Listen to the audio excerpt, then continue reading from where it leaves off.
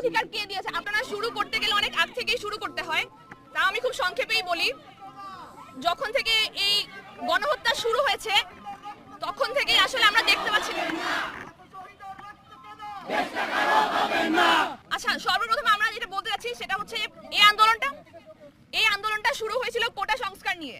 এই আন্দোলন কোনো সরকারের বিপক্ষে ছিল না, কোনো দলের বিপক্ষে ছিল না, কিন্তু কোনো একটি বাহিনীকে লেলিয়ে দেওয়ার পরে জনগণ বাধ্য হয়েছে এই আন্দোলনকে সরকারের বিরোধিতা নিয়ে যেতে। এখন শুরুতে যখন এই আন্দোলনটি কোটা সংস্কারের বিরুদ্ধে ছিল, এখন এই আন্দোলন রাষ্ট্র সংস্কারের জন্য, এই আন্দোলন প্রশাসন সংস্কারের জন্য।